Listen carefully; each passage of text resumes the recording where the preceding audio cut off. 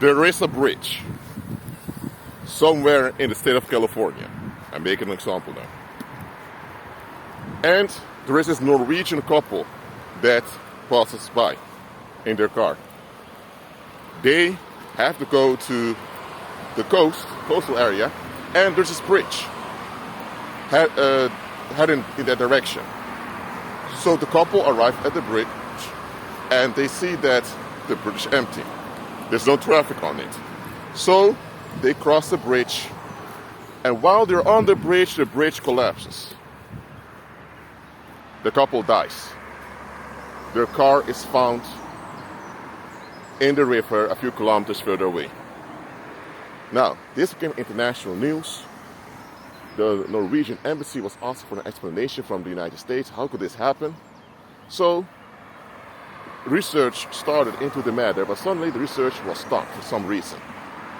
Now, the children of the couple that died said, hold on a minute. We're not going to take this. So some of them traveled to the United States themselves, went all the way to California, and they did their own inquiry into the situation. And they found out that that bridge was neglected by the community. There were construction workers as well as architects who were concerned about the functioning of the bridge. They even petitioned at the local government over and over again to provide funds to maintain the bridge. They even went to the state level, but their appeal in court was thrown out. And after that, there was a petition made amongst the public to sign the petition to force the authorities to do something about the bridge. And guess what? Only 3 people signed it. Other thousands of local inhabitants didn't care. Now, the truth came out, however, that the bridge was unstable. Because one time, a few teenagers drove on the road and the bridge began to shake. It was so scary that from that point on, many people began to avoid the bridge. But nobody put a warning sign there saying, do not cross the bridge, dangerous. So there was no way the foreign couple from Norway could know that the bridge was dangerous. And they ended up dying. Now, the question is, who is responsible for this couple dying? Some would say, well, the couple should have investigated the area they were in. They tried to come with a philosophy to make it the victim's fault for what happened to them. Others would say, well, it's a local government or it's the state of California. When you look at it, who are the ones living there? The public. Who are the ones using the bridge? The public. So shouldn't the public be interested whether or not a bridge that's in their community works or not? Yes, they should. So the fact that the public was not even interested in their own public well-being, that's a big red flag. But now that it became international news that the public neglect cost the lives of a Norwegian couple, now it looks bad on the community. Now all of them are playing the victim, saying, well, that's why we want those Democrats to go out, because everywhere Democrats are in office, the Democrats make a mess of things. But then people ask, but aren't you the ones voting for those Democrats? Well, there's voter fraud going on. Think about what happened to Trump. They come all types of excuses. Now this was just a fictional example I've just made up, But in this example, I've shown you how worldlings are. They are neglectful, and when the neglect goes too far and it's actual harm, they won't take the blame, they won't take the credit.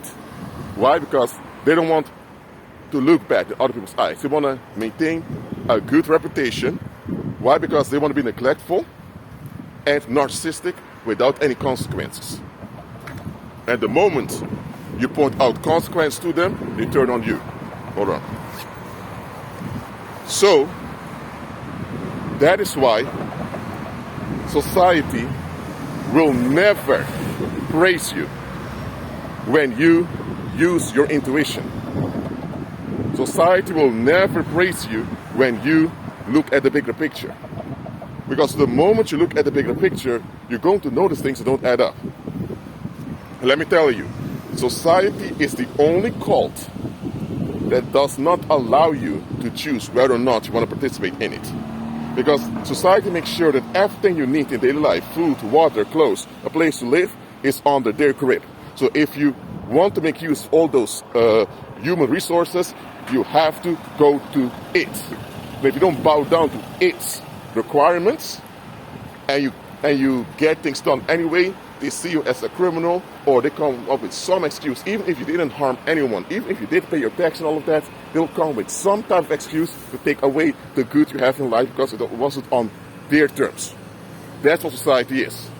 Society is the only cult that insists on playing God over you, and you're not even allowed to talk back nor question anything it wants. So society is a narcissist. Yet society is a narcissist so many people adhere to. They don't question this narcissist, ever. But here's the thing. If you don't question this narcissist, that means that at some point you are a collaborator of this narcissist. That means that you are responsible to, you're co-responsible, you share responsibility now for what this narcissist does. Now the only way to successfully bypass the blackmail of society is to walk in the resurrection power of Christ, as I already explained in many live streams on this channel. If you're not doing that, then you're bound to either be a hostage of the single society, or you end up making excuses and collaborating with it. Look, it's as simple as it is. If you're not in agreement with Christ, that means you are in darkness. And when you are in darkness, society has a leverage over you automatically. Because society is all about maintaining public darkness.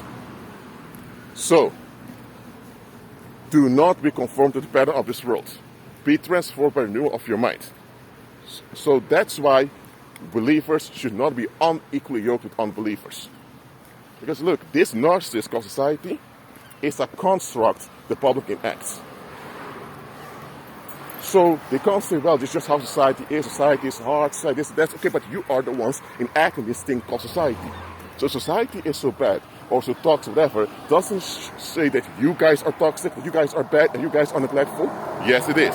But people want to pretend that society is some external force that they can't control, that just overtakes them. That's not true. So, don't buy into the excuses of worldlings. Okay, as a single human being, there's not much you can do against the crowd losing it. But you can at least decide, I won't agree with this, I won't stand with this, and I won't be energetically in tune with this. Those are internal things you can do. So if people aren't even willing to do this, that means they are collaborators, simple as that. And beware with collaborators, because they are the ones who are keeping all this violence on the earth going. Well, anyway, Christ is Lord. He will deport all collaborators, no evildoers, to the lake of fire soon. But for you, believer, keep waking up every morning, rejoicing in the day, keep decreeing, declaring, and walking by faith, and keep manifesting the promise of God in your life. Be at peace.